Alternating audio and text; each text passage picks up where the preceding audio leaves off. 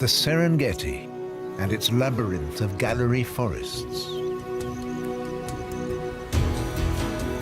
Territory of a leopardess. Shadow-like, she sets off to hunt in her domain. To her family, she's both caring provider and fearless defender.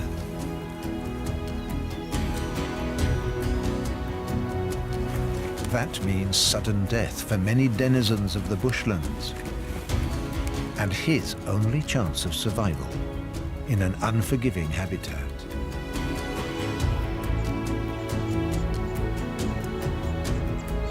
This is her story.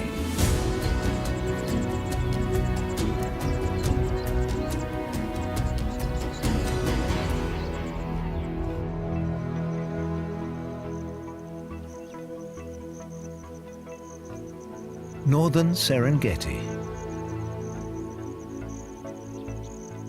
A quiet brook.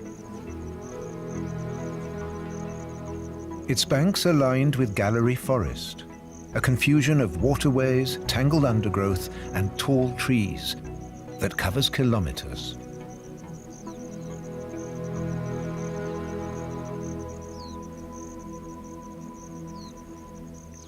It's the home of a leopardess.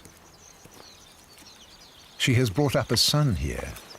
Now, roughly a year old, he looks almost like a fully grown leopard, but he's still playful and boisterous. He's survived the toughest and most dangerous months.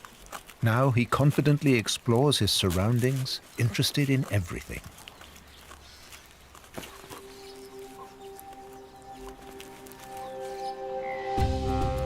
In late July, the great wildebeest migration crosses the border from Tanzania into Kenya, streaming into the Masai Mara Reserve and into the leopardess's territory.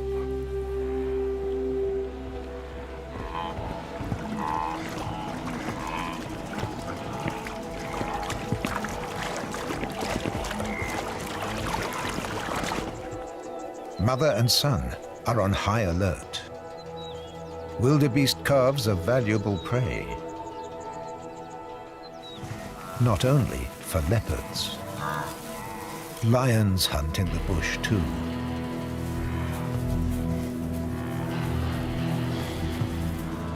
Big cats can take each other by surprise here. All the big predators are deadly rivals because they compete for the same resources. Right now, the leopard is concentrating on her primary task.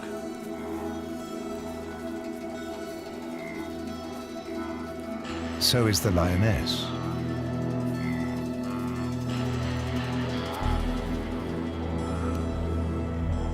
At the last moment, she senses something is wrong.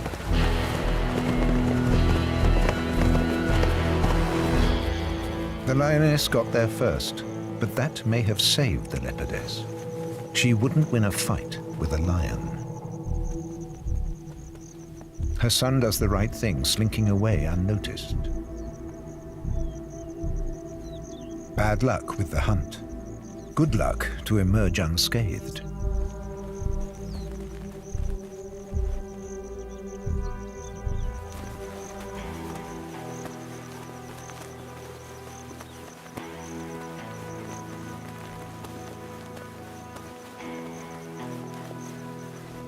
No feast today. They make do with the remains of an earlier kill.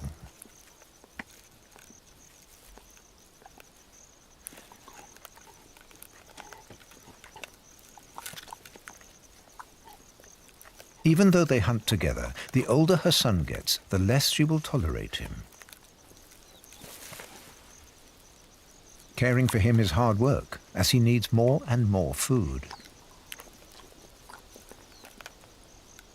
When the cupboard is bare and they're on short rations, every sliver of bone counts.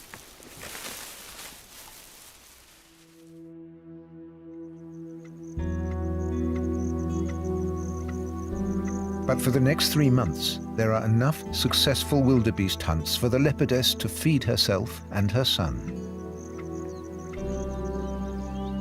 And he spends much of his time high in a tree, observing the scene, looking out for smaller prey.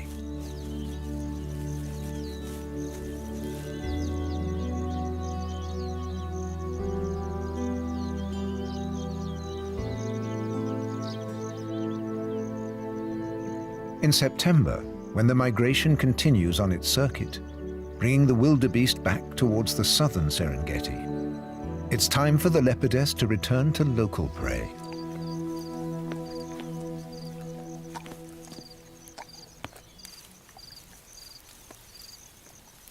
An adult reed buck is plenty of food for 2 leopards. The male can eat to his heart's content.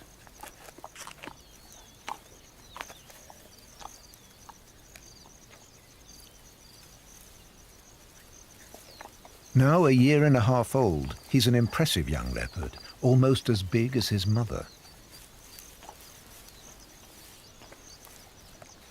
If it were up to him, their relationship could continue like this forever.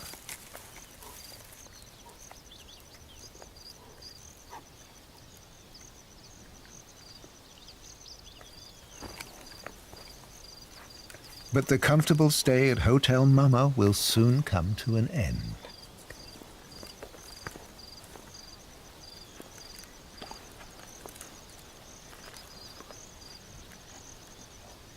She has a gentleman caller. An imposing figure with the powerful neck muscles of an adult male in his prime.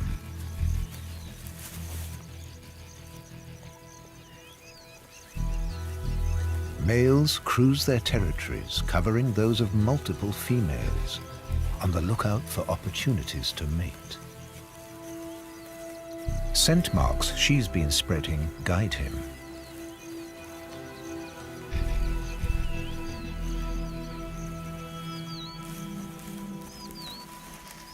Around this time, the leopardess loses interest in her son and often roams alone.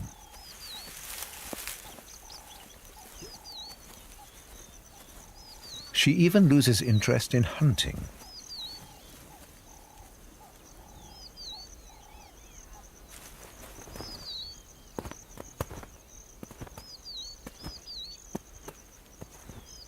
She could easily have crept up on this hare from her cover in the bushes, but she ignores it.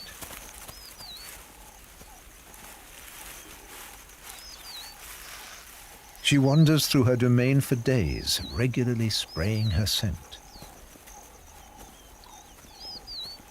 Changes are on the way for the leopard family.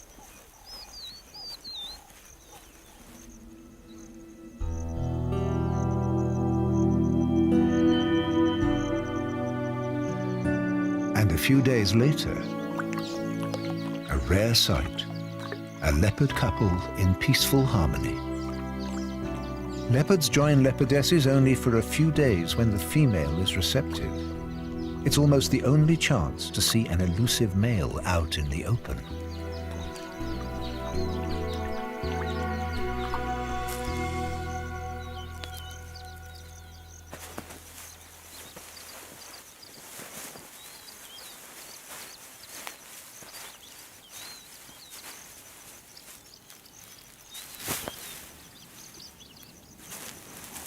In a glade of the gallery forest, they start mating.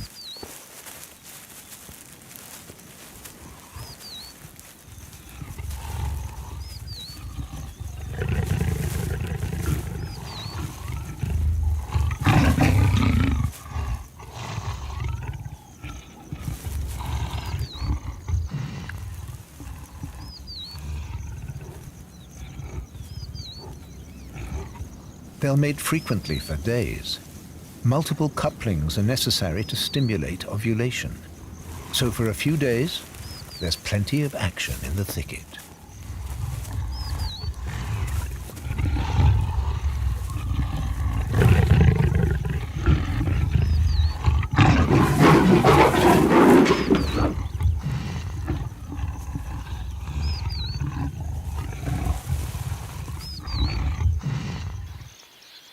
Her son is still at their base near the river.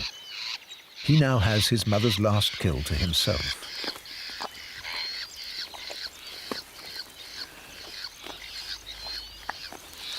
The mighty male mating with his mother may well be his own father. The youngster is wise to keep out of the way.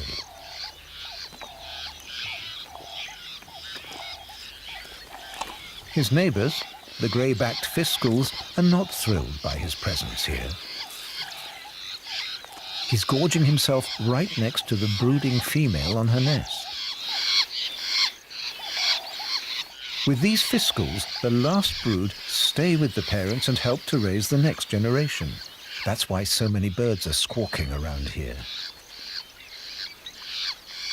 He's had enough.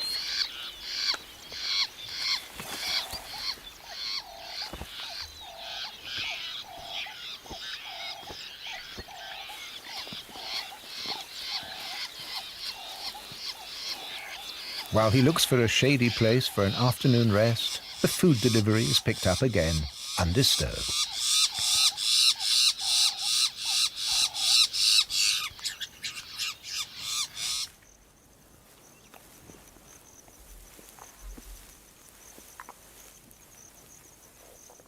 He finds a secluded spot on the cool bank of the brook.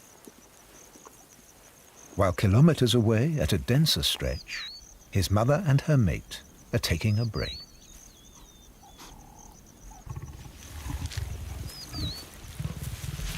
Leopard mating is not a silent affair, in contrast to their stealthy hunting.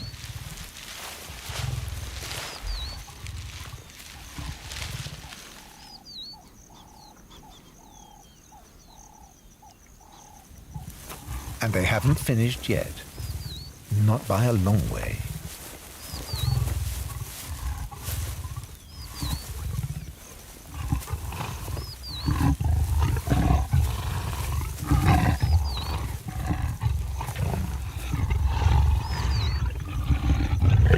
The noisy honeymoon is audible far and wide.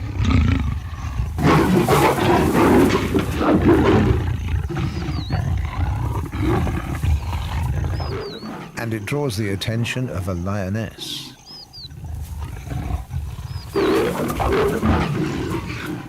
What she hears is two competitors, and they're distracted.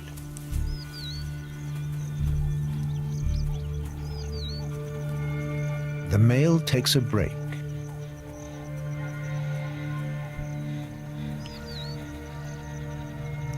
For a while, it's quiet in the forest.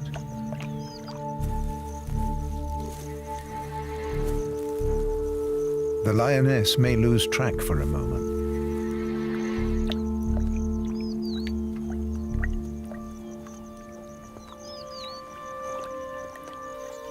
But it won't be silent here for long.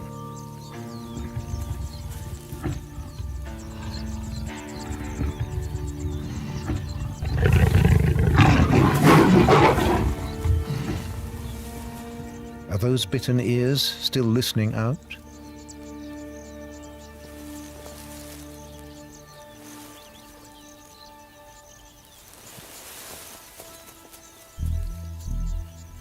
Since lions and leopards hunt the same prey, this could be just the moment to be rid of a rival.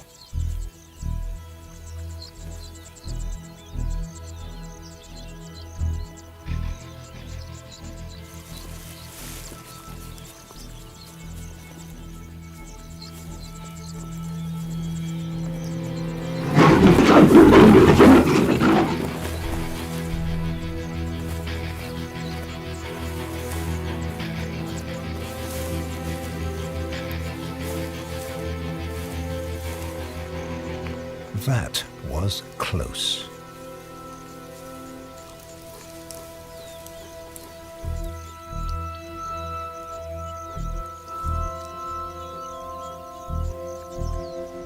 For now, the honeymoon is over.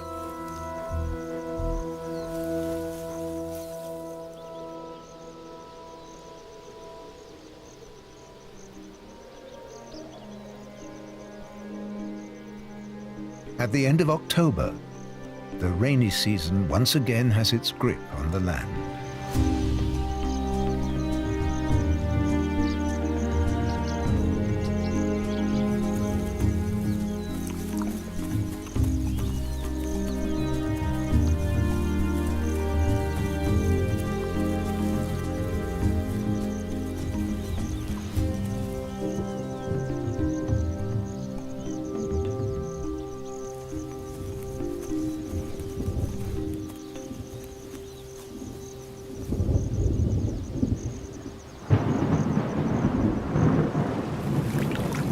The great leopard male is far away, patrolling his huge territory.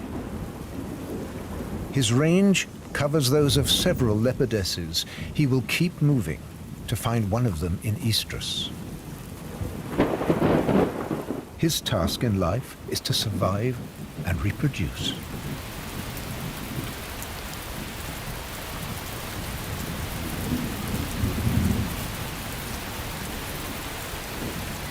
But in weather like this, even he needs a bit of shelter.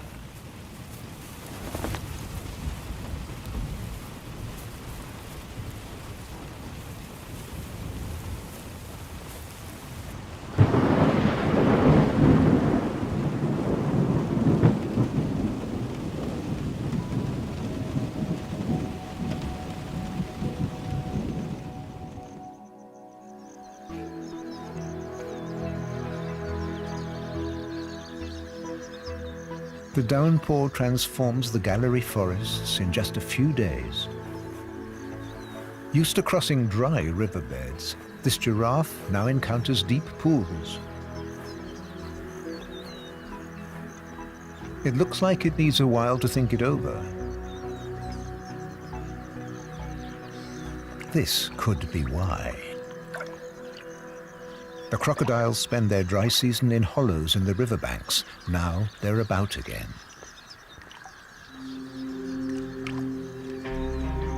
But they're patient. A giraffe is a lot of work.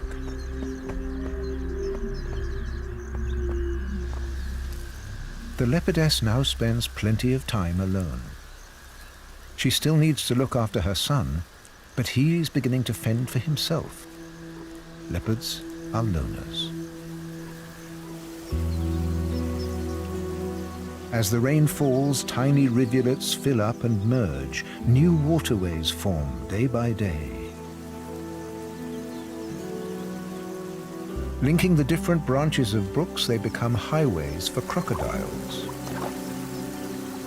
An irresistible scent borne by the water tempts the ancient reptile into a side arm. A hippo has died here, a mountain of meat that the giant catfish would love to share, but the hippo's skin is too tough. They'll have to wait.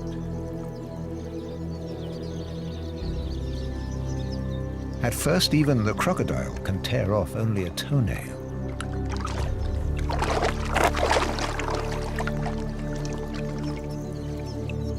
It's better than nothing, and his digestive juices will soon get to work on it.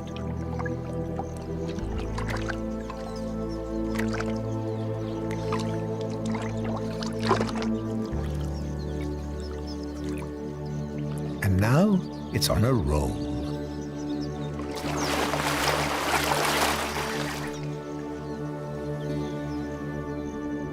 The leopardess's territory now offers enough food for mother and son. High water levels and rich vegetation draw plenty of animals to the riverbank.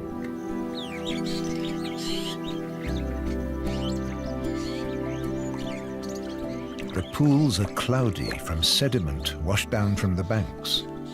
Water full of fish, frogs, and insect larvae. The saddlebill stork senses fishy prey with its powerful beak, extra attuned to movement.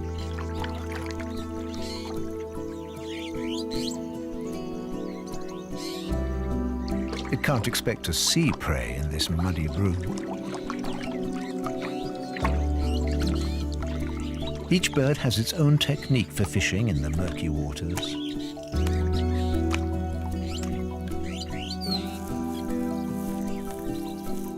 The hammerkop seeks its victim just below the surface.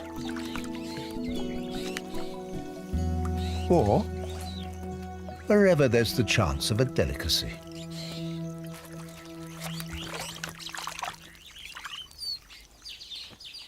The little lesser-striped swallows are busy collecting mud for the nests they build under rock overhangs.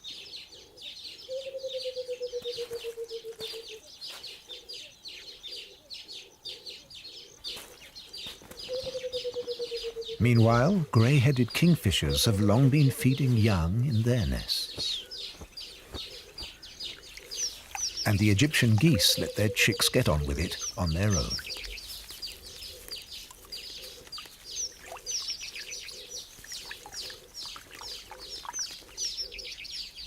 Everyone works with their own tools and in the way that suits them.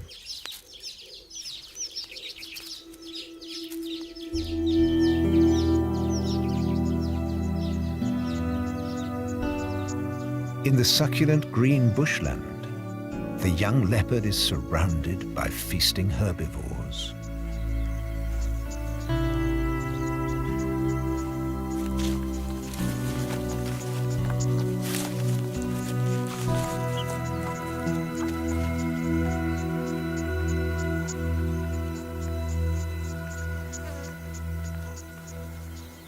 The fig trees, above all, attract fruit lovers in hordes, like these African green pigeons.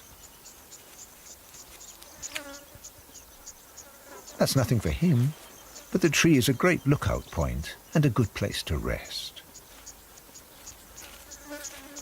All around him, animals are enjoying the rich gifts of the generous season.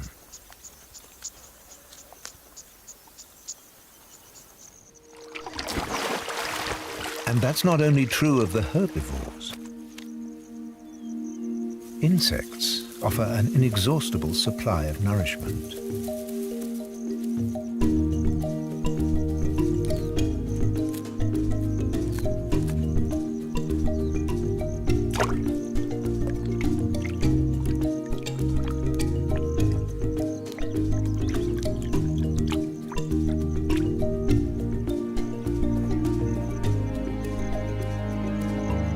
And beyond the bush, on the savanna grasslands, it's the high point of the year for the ungulates too. The impalas roam far and wide, with no shortage of grass.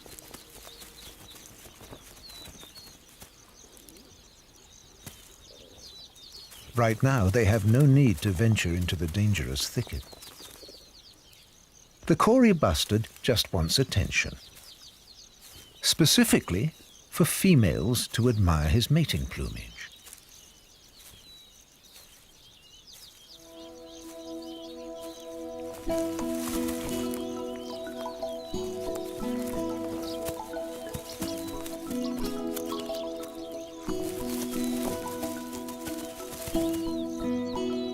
Everywhere, fawns and calves take their first unsteady steps.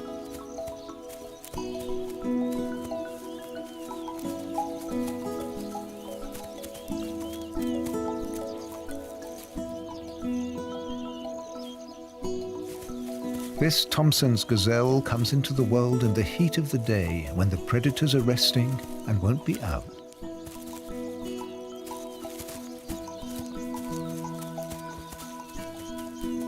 It'll spend the next few weeks pressed against the grass in an environment entirely without cover. Impala mothers have another way to deal with the same problem. At first, they hide their young in thick vegetation, leading them out for short visits to the herd. On the return journey, she's on her own. There's no time to waste to get the baby back to cover. For the young leopard, these weeks are a time of opportunity, but he still has a lot to learn.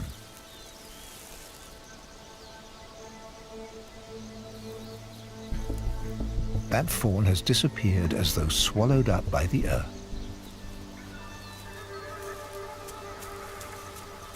He knows the baby must be somewhere near.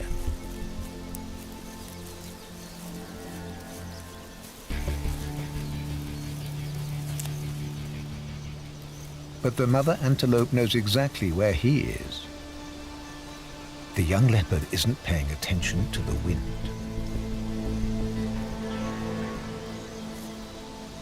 Cleverly, the mother tempts him further and further away from the hiding place. He tries to cut her off, but then a diptych gets in the way.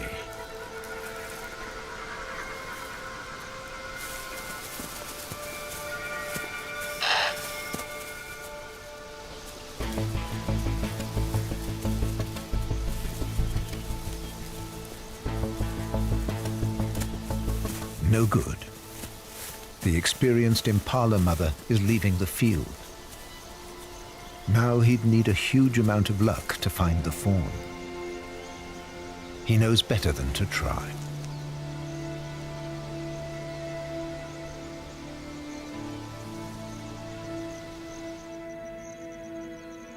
January.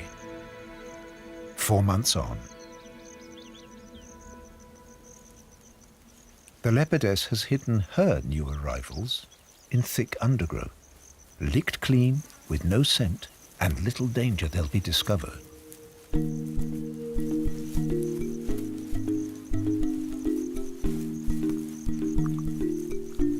She stays away as much as possible so as not to betray their hiding place. In the daytime, she's mostly out hunting. The 2 baby females are alone most of the day.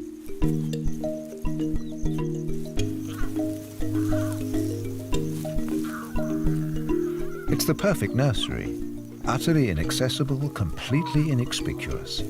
The branches pen the cubs against the steep slope like bars on a baby's cot.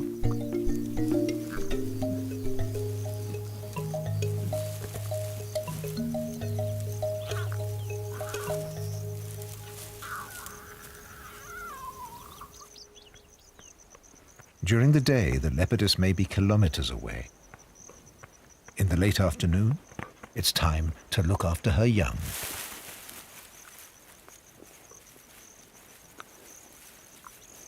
She doesn't follow the winding river, but takes the direct route across the savannah.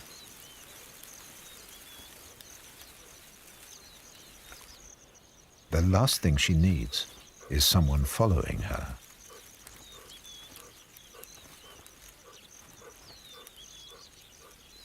But today, the danger is in front of her.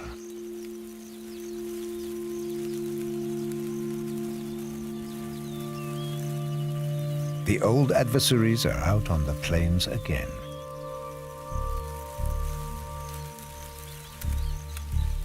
The leopardess is focused on her hungry cubs waiting for her in the thicket far away.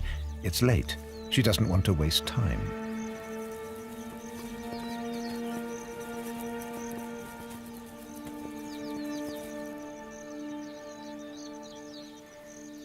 Again, at the last moment, her sharp senses register the danger.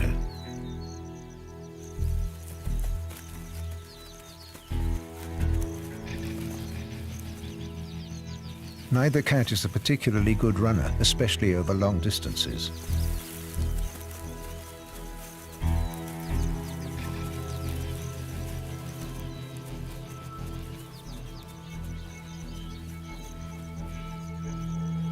They're too far apart for this to become an attack. The leopardess runs. And the lioness chases, just to make a point. The leopardess won't risk returning to the nursery until her competitor has left the scene.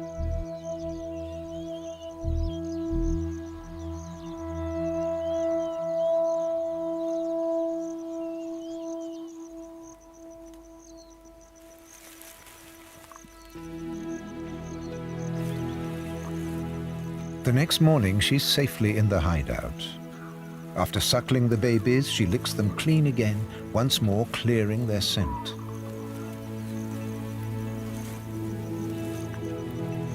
The cubs are now 10 days old.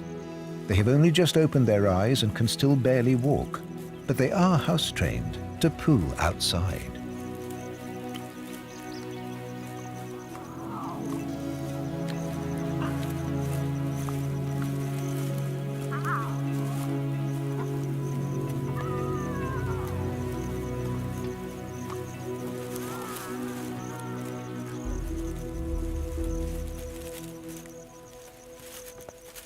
The trouble is, soiling outside the hideout could betray its location, so the mother moves the babies regularly.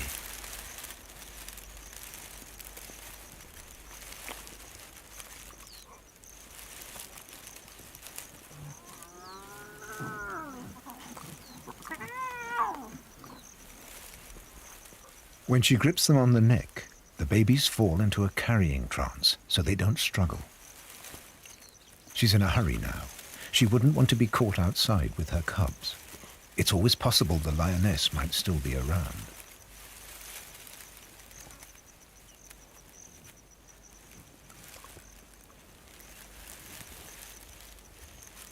With one done, she comes back for the second. But this was a good hiding place. In fact, it's quite tricky to extricate the second cub.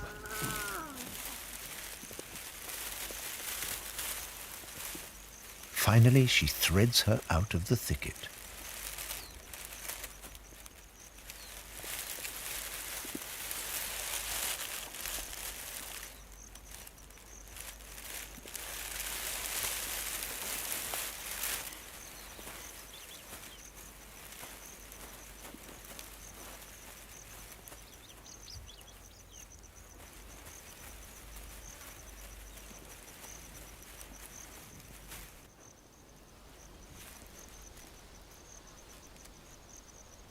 She brings the young 'un together with her sibling. This time, in the safety of a warthog burrow. These holes are valuable as halfway houses, where her young will be invisible during the day.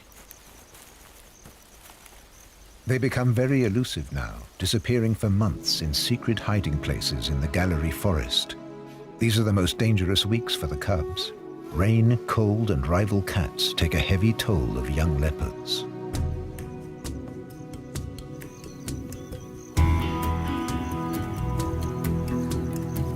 Three months later, the young family has survived the critical period.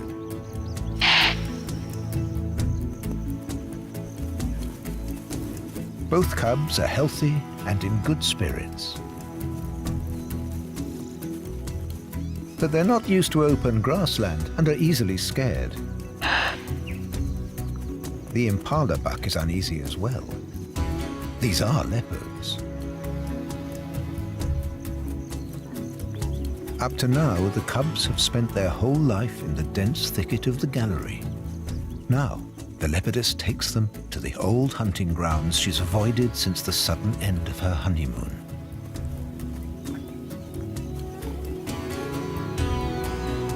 In the fissures of the jagged riverbanks, she knows dozens of places to hide where her offspring will be safe.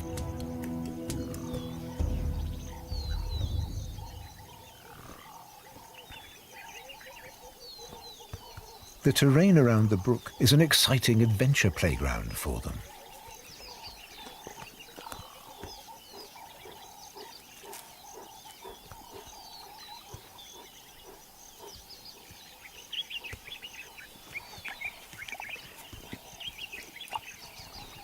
Irresistibly curious, they follow their mother around their new home.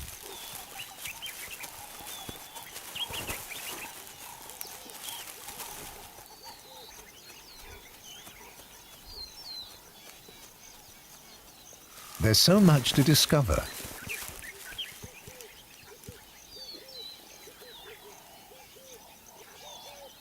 But their mother knows not every neighbor is harmless. They should stay close.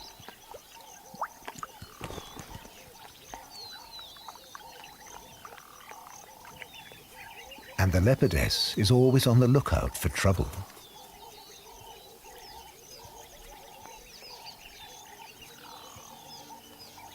For instance, baboons can be very aggressive towards leopards. Strong males can spell real danger for the cubs.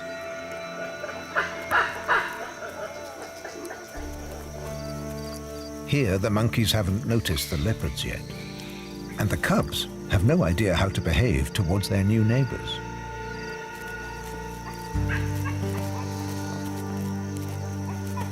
They're seeing these animals for the first time. The baboons have young too. With her cubs in tow, she'd better keep her distance. Now the baboons have noticed the leopards some way off. She hurries to make space so the monkeys won't feel threatened.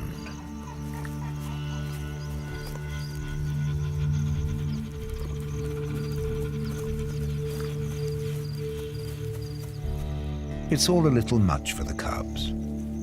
A kilometer on, she calls a halt and revives them with a healthy dose of milk. They're being watched. Soon the cubs are back on form, scampering around.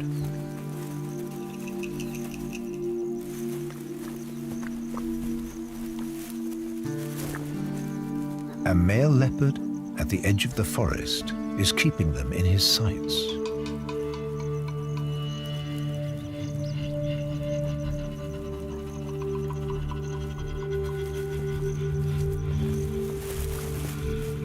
The leopard mother is fully aware of the intruder.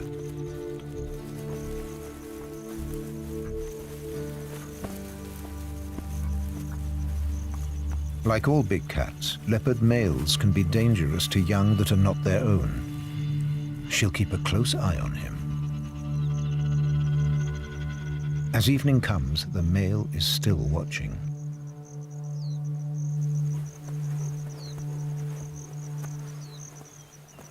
Finally, the female decides to approach.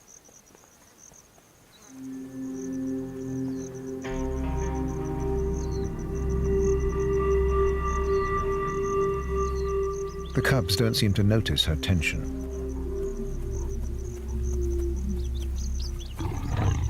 This is her older son, who has survived on his own in familiar territory. He's anything but welcome. Any male in the vicinity of her young is a threat.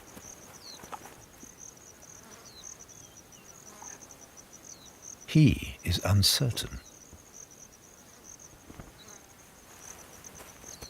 Then something unexpected happens. One of the cubs simply goes up to its older brother, who it's probably seeing for the first time.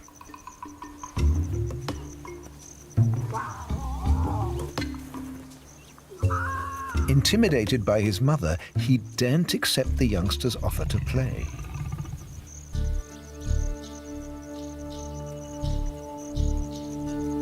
He fears his angry mother, but wants to stay in this familiar environment.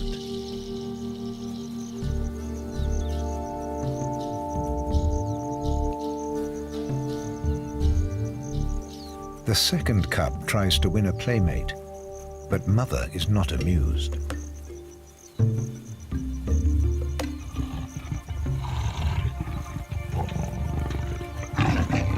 The adult son mustn't make a mistake.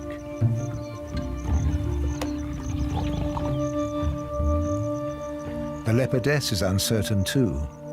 She breaks eye contact and in a peace offering sits down.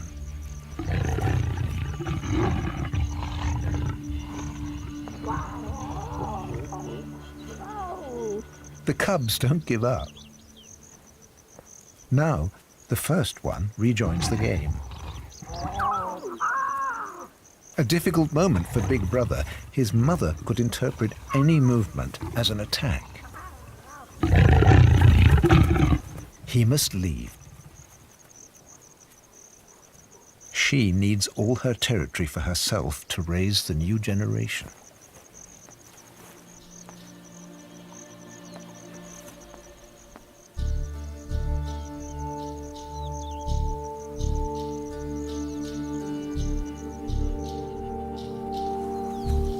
The young male will spend the following weeks seeking a territory not claimed by another male.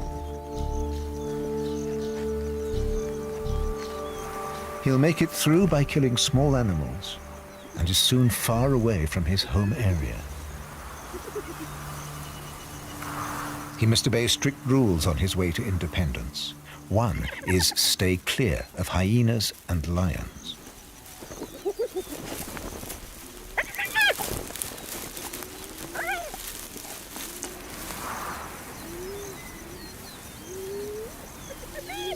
There's no fooling with a big lion, and the hyenas judge the situation correctly. Not a good place for a young leopard.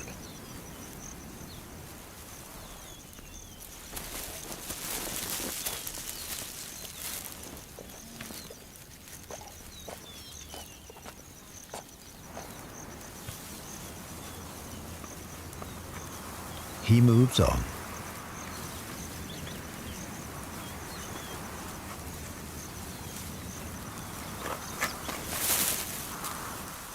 On his way, he prefers areas that remind him of places used by his mother, so he mostly follows thickets alongside brook.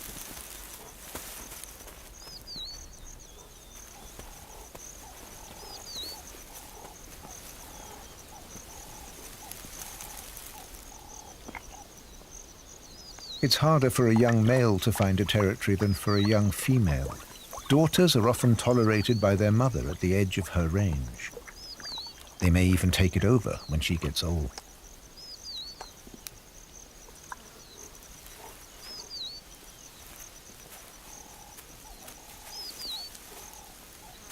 Sons, though, seek their own hunting areas and at the same time look for mates. They need to travel far enough to meet unrelated females. They also have to conquer big territories that cover many female ranges. All this makes it harder for beginners. He may be trying for years, and many a hopeful youngster never succeeds.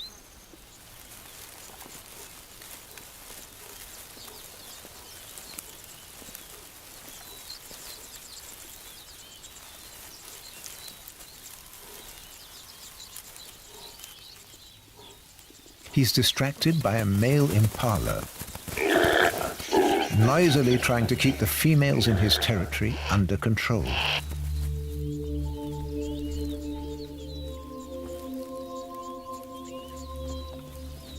If males really fight, there can be an exhausted or even a wounded loser.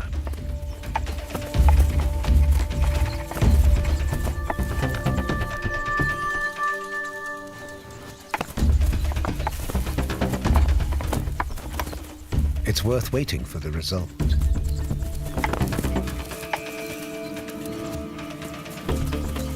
But here the challenger thinks better of it pretty quickly, and the buck sees him off before blood is drawn.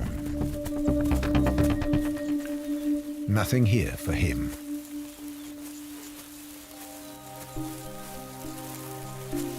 His search for a new home becomes an epic odyssey through the northern Serengeti.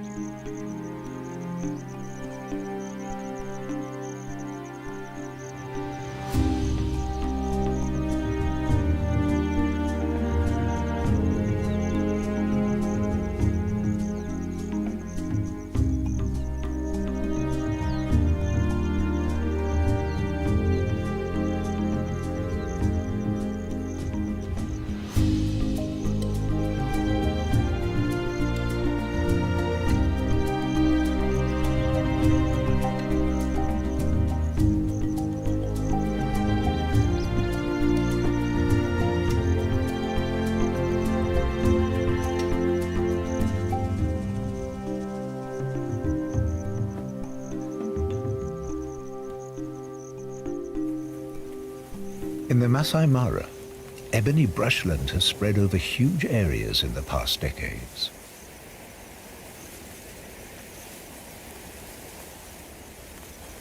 That's why, though he is almost 20 kilometers from the thickets of his youth, the environment looks very familiar to him.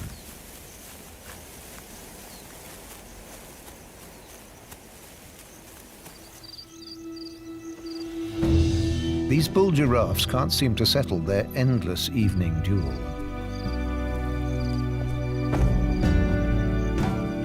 They've been at it for hours. They're young, ardent, and well-matched.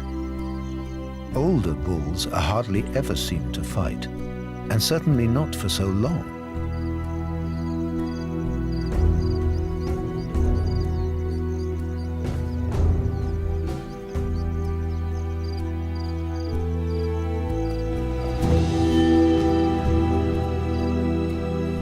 He's fascinated. Strange creatures, doing strange things.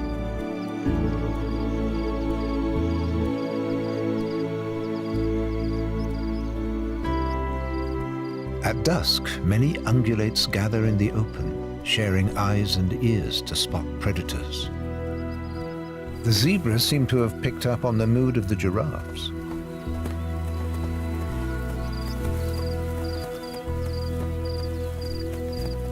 In the last rays of twilight, the animals settle down for the vigil of the night.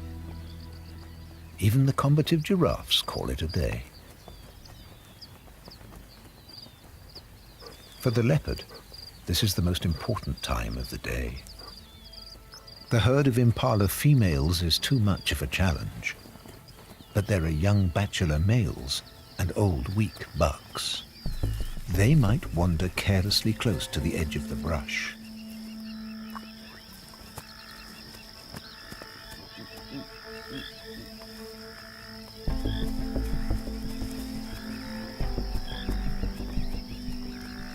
He may not yet have the massive muscles of a fully grown male, but by now he's an experienced, skillful hunter, and it could be time for his first attempt at an impala.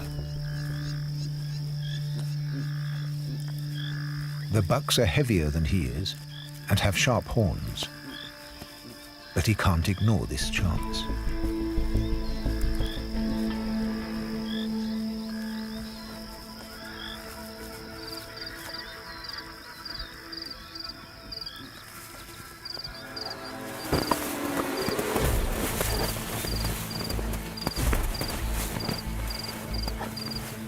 Perhaps he chose the wrong victim.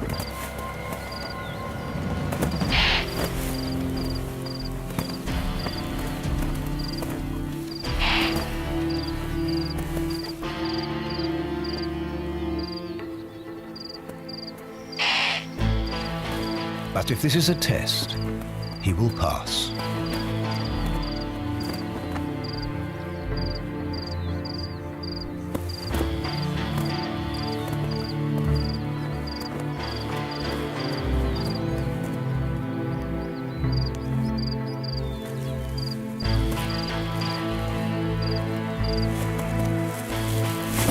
This triumph will boost his confidence and greatly improve his chances of victory in the territorial disputes that lie ahead.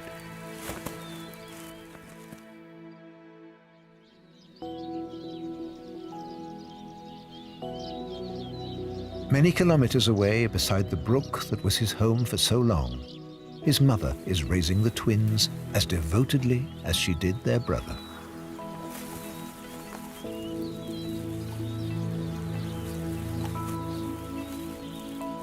The two cubs are healthy and strong.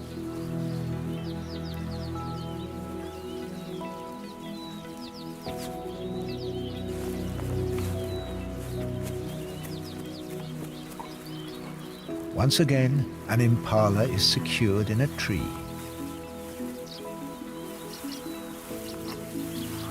The youngsters dig in, but they're not especially hungry and they're in no hurry. Everything is fine. And even at this tender age, each spends plenty of time on its own. Leopard cubs play far less together than young lions. When they grow up, they will be loners like their mother. For a long time to come, she will work hard for her family. If all goes well, her daughters may one day inherit the realm of this leopardess, to become in their turn the elusive queens of the gallery forest.